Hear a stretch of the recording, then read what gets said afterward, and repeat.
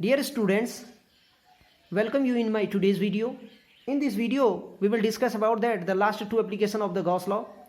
First is electric field intensity due to uniformly charged spherical cell, and the second is electric field intensity due to the uniformly charged non-conductor sphere. So how we can find out the electric field intensity? See here. Now, suppose that it is clear from the topic. Uniformly charged sphere means a spherical cell which is uniformly charged. ये हमारे पास एक spherical shell है जिसको हमने uniformly charge किया हुआ है. इसका सेंटर पॉइंट O है. O से R डिस्टेंस पर एक पॉइंट हमारे पास P है जिस पर हमें electric field intensity find out करनी है. DA आपका स्मॉल एरिया एलिमेंट वेक्टर है. इस P पॉइंट से हम एक आउटर स्फेरिकल सेल, एक कंसेंट्रिक स्फेरिकल सेल ड्रॉ करते हैं जिसको हमने एक्सटर्नल पॉइंट कहा है. ये हमारे पास जो यूनिफॉर्मली चार्ज स्फेरिकल सेल था उसको हमने चार्ज सेल कहा है.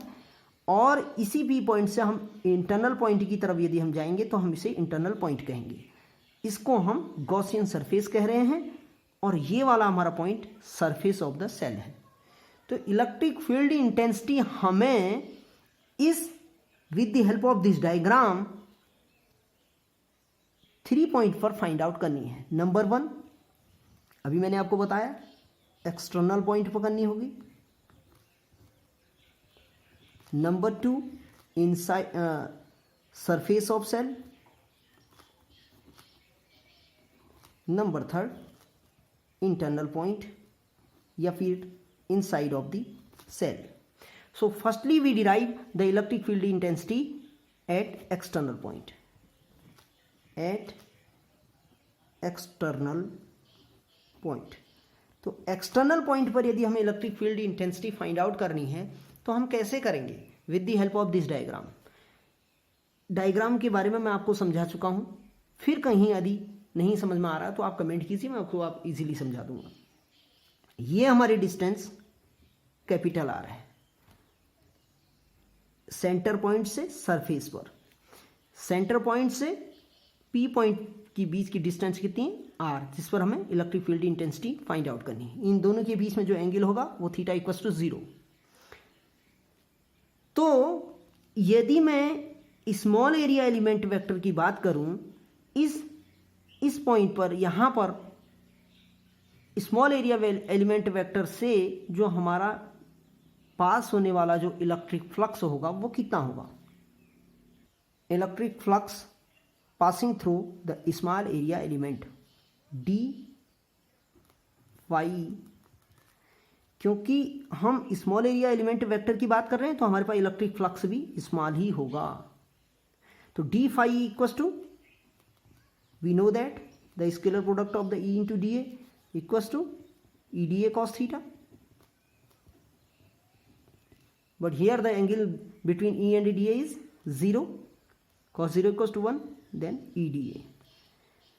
अब हम इस होल सरफेस से पास होने वाला जो इलेक्ट्रिक फ्लक्स के लिए यदि हम निकालना चाहें तो हम कैसे निकालेंगे? तो हम लिखेंगे electric flux through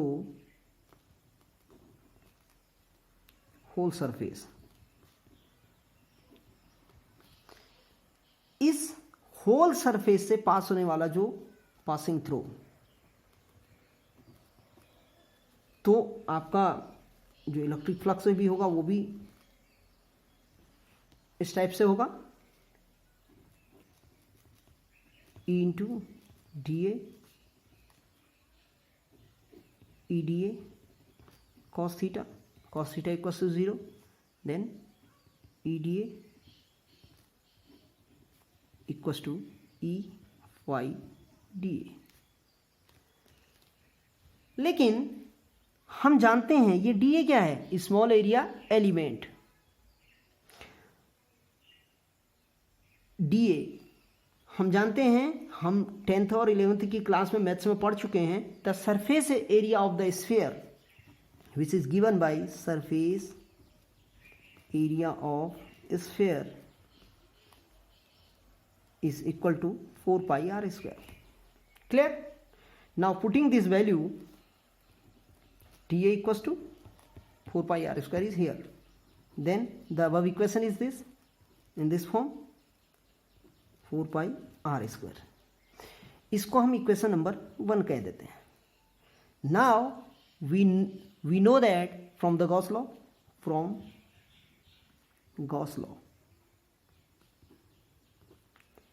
phi equals to q upon epsilon naught.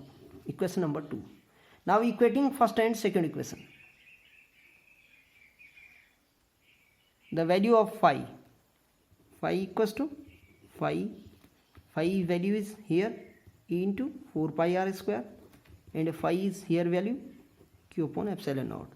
Now the electric field intensity at the external point 1 upon 4 pi epsilon naught. This is the electric field intensity at external point. But now हम जानते हैं, we know that from the surface charge density which is equal to sigma equals to q upon a.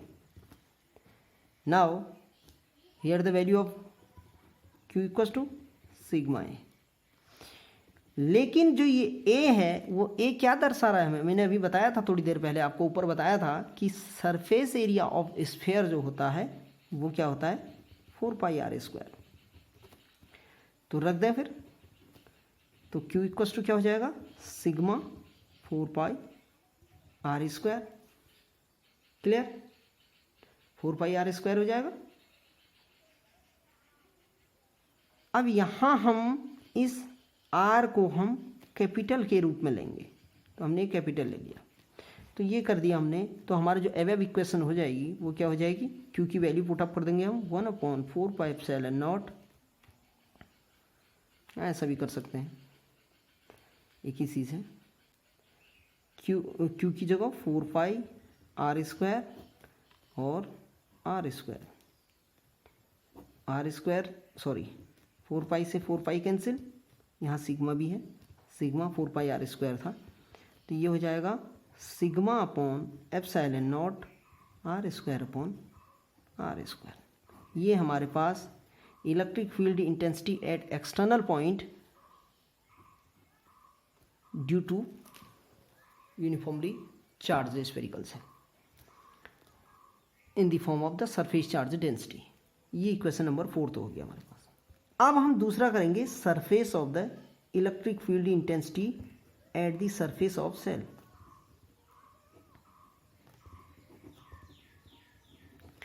अब at the surface of shell की हम बात करेंगे तो ऐसी कंडीशन में हमारे पास क्या होगा भाई, सरफेस हमारे पास ये है और इलेक्ट्रिक फील्ड इंटेंसिटी इस पर हमें ज्ञात करनी है, इस पर हमें फाइंड आउट करनी है. तो फाइंड आउट कैसे होगी, जब ये पी पॉइंट यहां पर आ जाएगा, तो ये पी पॉइंट यहाँ पर सरफेस पर आ जाएगा, तो ऐसी कंडीशन में क्या होगा, जो हमारा ये आर होगा, स्मॉल आर है, वो कैपिटल आर के इक्वल हो जाएगा. भाई हमें सरफेस पर electric field intensity find out करनी है, तो ये पी पॉइंट यहाँ पर आ जाएगा फिर ऐसे में, तो आर इक्वल टू आर हो जाएगा. Then from the above equation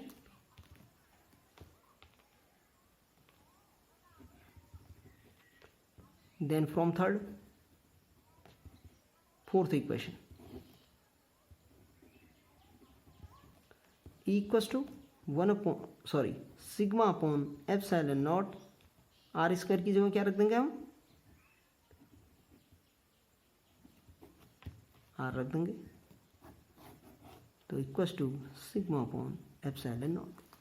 okay, तो electric field intensity at the surface of the shell वो हमारे पास इस रूप में होगी. ये तो हो गया हमारा किसके रूप में थे, सरफेस चार्ज डेंसिटी. और यदि मैं नॉर्मली रूप से बात करूं तो वो 1 अपॉन 4 पाई एप्सिलॉन नॉट क्या था हमारे पास, q अपॉन आर स्क्वायर, क्योंकि r की जगह हम r रख दे रहे थे. Now the last point is at the internal point of the, internal point क्या है, हमने p डैश लिया है. अब यहाँ पर यदि हमें electric field intensity find out करनी है तो हम कैसे करेंगे, ठीक है. तो उसके लिए देखिए, अब मैं आपको चित्र से ही बता देता हूँ. कि पी पॉइंट पर हमारे पास कोई चार्ज नहीं है, पी डैश पर हमारे पास कोई चार्ज नहीं है, उसके आउटर में प्लस यूनिफॉर्मली चार्ज किया हुआ है हमने। तो यहाँ यदि हमें पी पॉइंट पर, इंटरनल पॉइंट पर हमें electric field intensity find out करनी हो, तो यहाँ पर तो हमारे पास कोई चार्ज नहीं है, और चार्ज नहीं होगा तो फ्लक्स भी नहीं होगा। क्यों नहीं होगा? क्योंकि जो चार्ज होता है, नहीं, जो इलेक्ट्रिक फ्लक्स होता है वो किसकी किसकी मेजर होती है? वो measurement of the electric field lines. Electric field lines तभी तो होंगी जब उसके पास पॉजिटिव चार्ज होगा। But if you have nobody any types of the charge, neutral charge, then the electric flux passing through this surface is zero. So at internal point,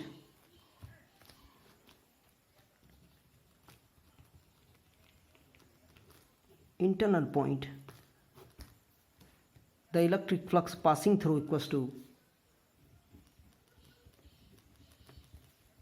E phi dA equals to E 4 pi r square equals to 0, because it have no charge, nobody any field lines are passing through this surface.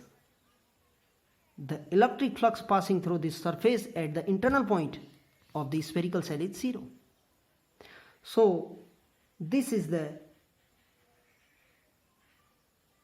I can say, the inside of the spherical cell, the electric field intensity inside of the spherical cell is always 0. Noted this point. तो ये आपका पांचवा, fifth point जो था application of Gauss law complete हो चुका है। Now the last point of this, last application of this Gauss law. Now the next heading is this: the electric field intensity due to uniformly charged non-conducting sphere.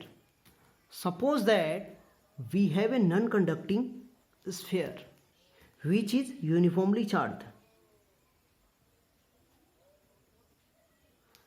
The center point of this sphere is O, and the distance from O is R, a point P is situated in which the electric field intensity is find out. The dA is the small area element vector. The angle between E and dA equals to 0. So cos theta equals to 0, cos 0 equals to 1. The R is the distance of the surface of this, inner surface of this cell. So let's start it. The electric field intensity at external point.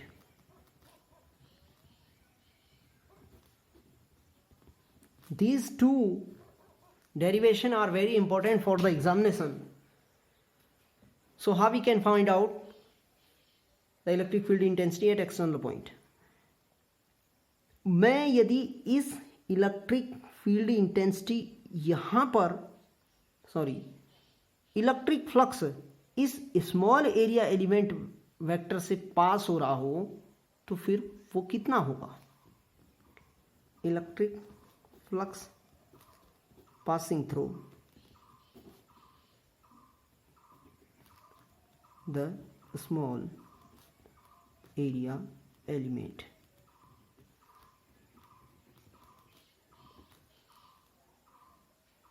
D phi equals to E into dA. E into dA equals to E dA cos theta. Cos theta is angle is 0. E dA. Now the electric flux passing through this whole surface, same like as the in previous case, electric flux passing through the whole surface, phi equals to E into dA, phi E dA cos theta equals to phi dA. And now the surface area of the sphere, as we know that in previous cases, surface area of sphere, which is equal to 4 pi r square. Now putting this value is here.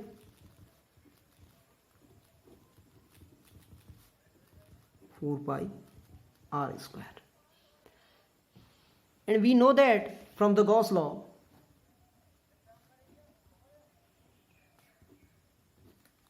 phi equals to q upon epsilon naught. Equation number 1, equation number 2. Equating first and second, we have phi equals to phi e 4 pi r square equals to q upon epsilon naught, e equals to 1 upon 4 pi epsilon naught q upon r square, same like as in previous case. Now the condition is this: the sphere is non-conductor. The charge distributed in whole volume of the sphere, भाई हमारे पास जो है sphere जो है वो non conductor है, तो charge जो डिस्ट्रीब्यूट होगा वो whole volume of the sphere, इस स्फीयर के पूरे वॉल्यूम में डिस्ट्रीब्यूट होगा. तो यदि हमारे पास वॉल्यूम डेंसिटी हो, वॉल्यूम डेंसिटी को किससे दिखा रहे थे हम? रो से. As we just discuss in the previous cases or the electric field and the Coulomb's law case, q upon v, the volume density is defined as rho equals to q upon v. Here we can find the value of q, rho v. The volume of the sphere is given by v equals to 4 by 3 pi r cube. Clear? So putting this value is here, 4 by 3 pi r cube. r capital हम इसलिए ले रहे हैं यहाँ पर क्योंकि हमें पूरे स्फीयर का वॉल्यूम लेना है. ये r तो हमारे डिस्टेंस को डिनोट कर रही है, इसलिए r हम यहाँ पर कैपिटल ले रहे हैं.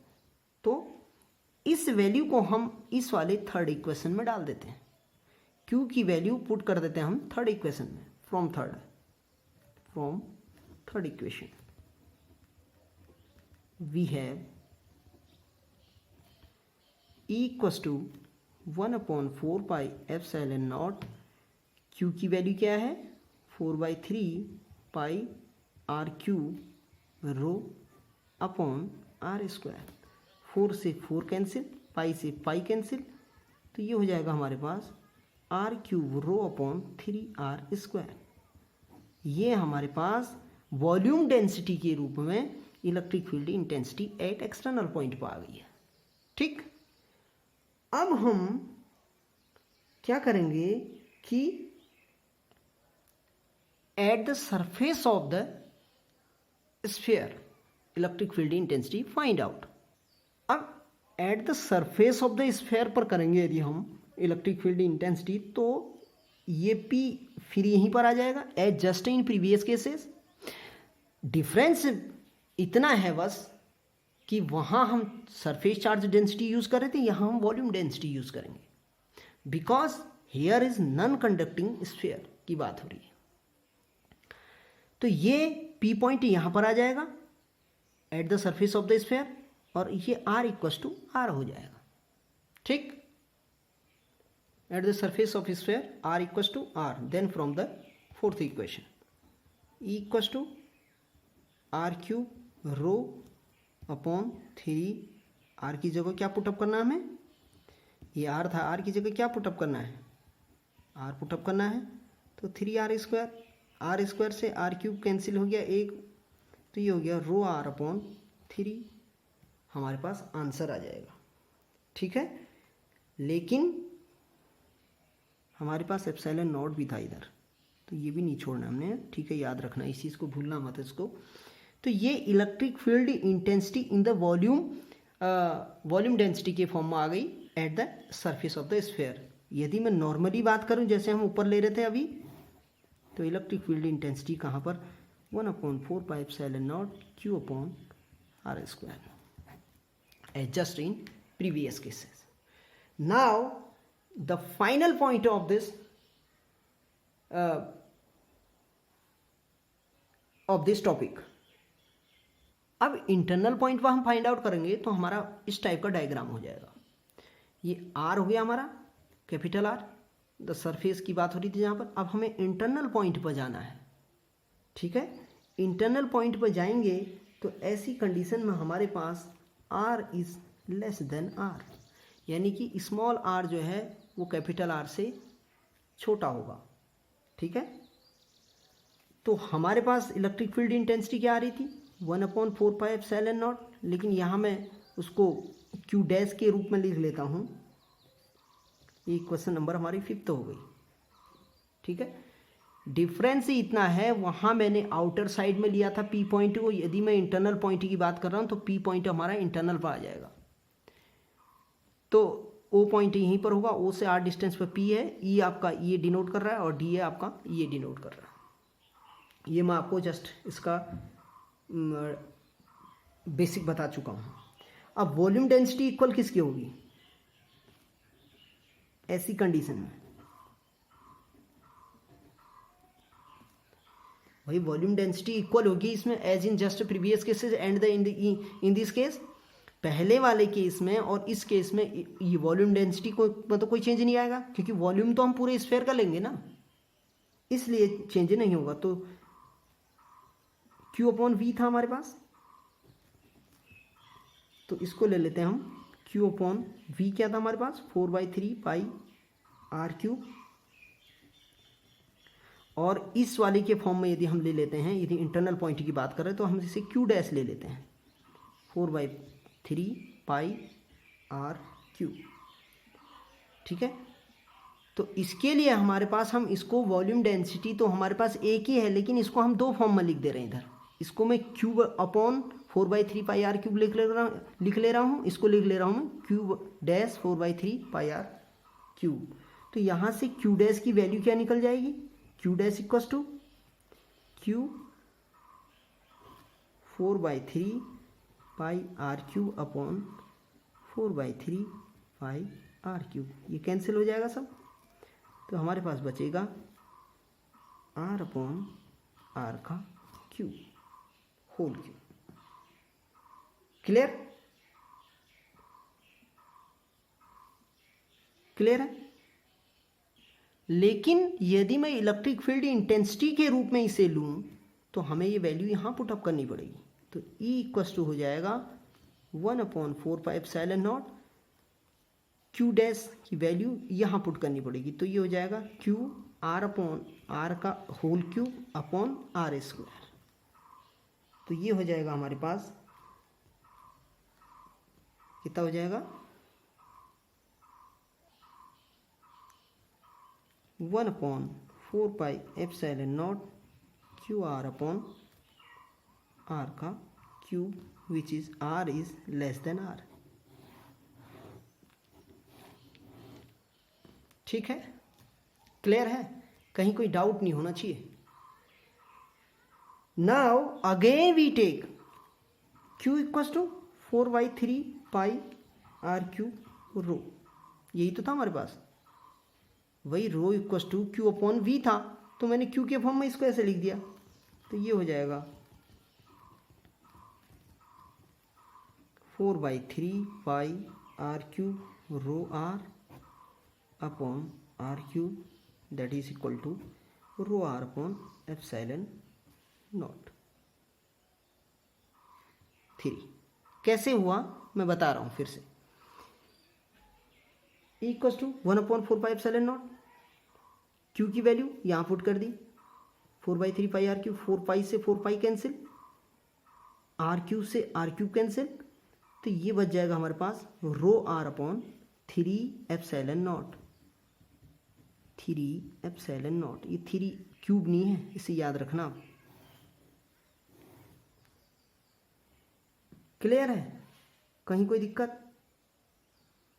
ये Q की वैल्यू ये इसमें रखी है हमने, ये याद रखना, ये Q की वैल्यू यहाँ पर पुटअप की है, तब हमें ये मिला है, ये याद रखना। अब इसमें आप डाउट मत हो जाना कि ये R कहाँ से आया, इसमें रखी वैल्यू तब जाके हमें ये मिला है। तो ये आपका इंटरनल पॉइंट, एक्सटर्नल पॉइंट और eight the surface of the sphere के रूप में हो गया। अब इसमें यदि हम ग्राफ खींचें, एक प्लॉट खींचें, प्लॉट ड्रॉ करें, तो वो प्लॉट कैसे आता है ये याद रखना पड़ेगा हमें। यहाँ तो electric field intensity is directly proportional to the distance of the distance, E proportional to R here. Now यदि हम प्लॉट ड्रॉ करें हैं E और R के रूप में, तो यहाँ पर हमारा E directly proportional to the R हो रहा है, तो ये हमारा इंटरनल पॉइंट है जहाँ पर हमने electric field intensity find out कर रखी। ये वाला पॉइंट इलेक्ट्रिक फील्ड जहाँ पर राइज कर रहा है, क्योंकि E directly proportional to R, E inversely proportional to 1/r at external point or at the surface of this E is at the surface of, I just discussed, is Q is inversely proportional to the 1/r square. So note down this graph, this formula, and this all the derivation which is used by Gauss law. So it is enough for today. We will discuss about the next day with next chapter, और उसमें हो सकता है मैं आपको जो है black board से पढ़ाना स्टार्ट करूं, तो तब तक के लिए आप जो है इस पर ध्यान लगाइए, और जहां पर समझ में ना आता हो तो आप उसे कमेंट कीजिए, और अधिक से अधिक लोगों के बीच में चैनल को शेयर कीजिए ताकि सभी लोगों को इसका नोटिफिकेशन मिलता रहे और पता चल सके। ठीक है, थैंक यू।